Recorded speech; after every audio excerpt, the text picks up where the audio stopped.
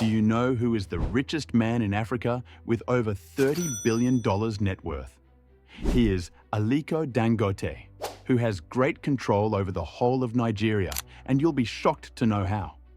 But before we enter this world, make sure to subscribe to our channel for more deep dives into billionaires' lifestyles.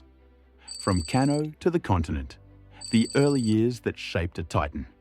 Aliko Dangote was born in 1957 in the second largest city of Nigeria, Kano. His family was already known for doing business, and he was raised in an environment where trading was the way of sustaining life.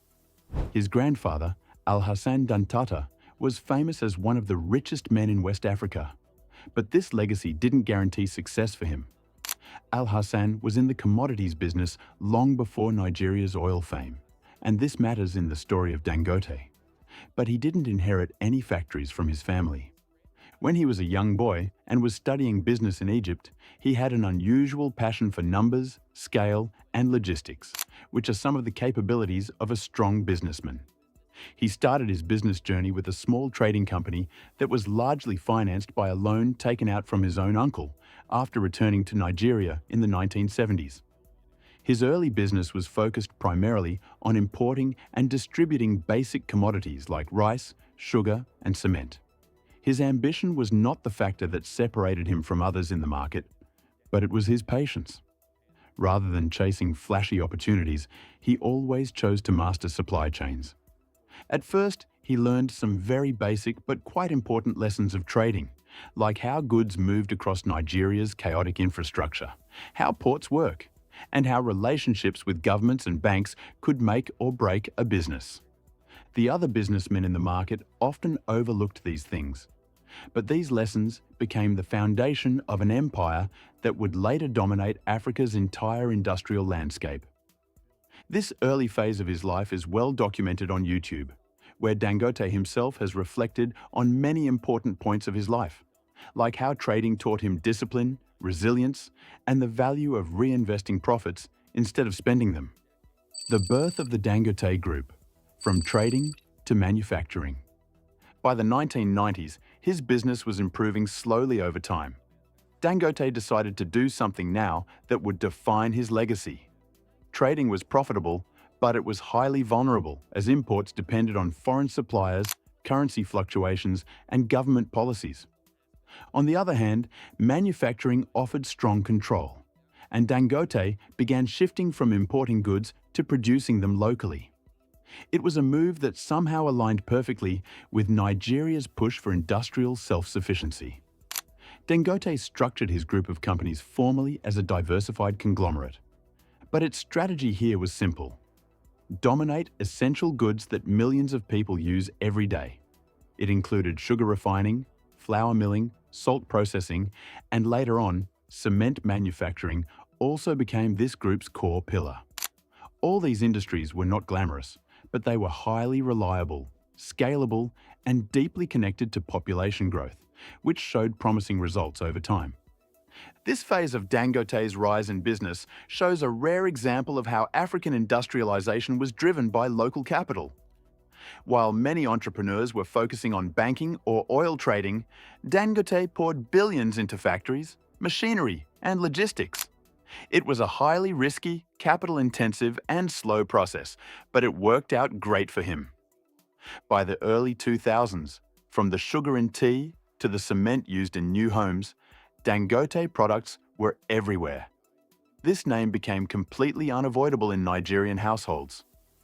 This quiet dominance of the industry laid the groundwork for his transformation from a national business leader into a continental controlling force. The cement empire, how Dangote built Africa's backbone. If you ask for only one industry that truly helped Aliko Dangote become Africa's richest man, then it would be cement. Dangote Cement grew from a local producer into the largest cement manufacturer in sub-Saharan Africa. Today, this industry operates in multiple African countries, producing a capacity of over 50 million metric tons per year. The business of cement may sound boring because it is not so unique, but it is the foundation of modern development. Everything from roads, bridges, to housing projects to ports and skyscrapers depends on this industry, and Dangote understood this well before anyone else. He knew that Africa's urbanization would drive massive demand for the next few decades, and instead of importing cement from foreign suppliers, which was expensive and unreliable, he built local plants. These plants were close to limestone deposits that further reduced costs and increased stability in supply. This strategy turned Dangote Cement into a cash-generating machine, while stock market listings, especially on the Nigerian exchange, further boosted his net worth significantly. Dangote Cement alone accounts for a large portion of his wealth, while it often moves his global ranking up or down depending on market performance. The thing that makes this empire so remarkable is not just its size and gross turnover, but the influence that it has. Because entire national infrastructure plans across Africa silently rely on Dangote's production capacity. Dangote Cement is the market leader or one of the top players in many countries, which gives it enormous economic and political influence on the continent. Essential goods, everyday power, sugar, flour, and salt. While the cement industry built his billions of net worth, Dangote didn't stop there. His grip on everyday essentials helped him build his resilience, while his sugar refinery is one of the largest in all of Africa, supplying both household users and large food and beverage companies as well.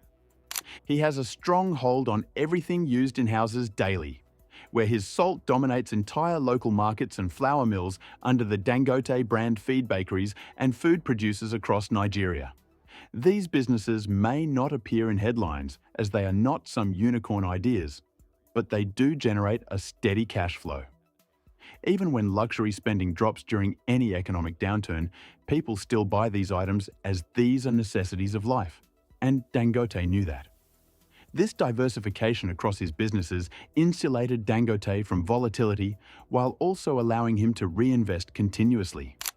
The massive scale of these operations is recorded in several factory tour videos and business documentaries where enormous silos, conveyor belts are running non-stop, and thousands of workers are coordinating production. Dangote embedded his empire into the daily life of a normal person by controlling all these essential goods. His wealth is not just measured in dollars, but also in dependency, where entire supply chains rely on his companies, which further reinforces his status as a cornerstone of Nigeria's economy. If you're enjoying this deep dive, don't forget to subscribe for more philanthropist life documentaries. The Refinery Bet, Africa's most ambitious private project. Dangote's appetite for risk is truly represented by no other project but his petroleum refinery. It was built on thousands of acres near Lagos and is designed to process up to 6.5 lakh barrels of crude oil per day. This large number makes it the largest single-train refinery in the whole world. This project had to face several delays, cost overruns, and skepticism from business analysts for over a decade.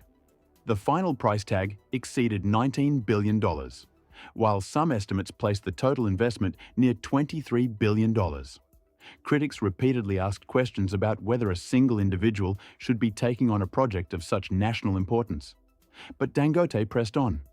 Finally, when operations started in 2024, the impact of this refinery was immediate, and Nigeria suddenly had a chance to become self-sufficient. It was dependent on imported refined fuel for quite a long time, despite being an oil producer itself. Dangote didn't only worry about himself as a selfish, wealthy person, but he also helped his country and nation.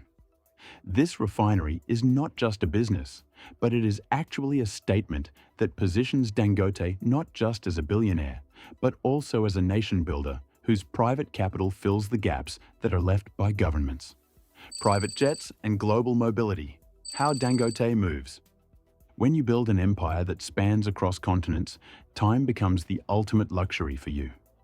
And Dangote's solution is a private jet fleet that is designed specifically for long-haul efficiency to save enormous amounts of time. One of the most talked about aircraft in his village is the Bombardier Global Express XRS. This jet is capable of flying non-stop between Africa, Europe, Asia, and North America without any breaks. Dangote rarely posts any photos of his luxury jets, unlike other flashier billionaires who like to show off. Most information about his fleet comes directly from aviation tracking channels and investigative YouTube videos. This source shows how frequently he has to travel between Nigeria, Europe, and Asia for factory inspections, government meetings, and financing discussions. This shows the practical mindset and also reinforces his reputation as a businessman first and billionaire second. Homes of power. Residences in Lagos, Abuja, and Kano. Most billionaires often have scattered mansions across the world, but Dangote likes to keep his residences primarily in Nigeria.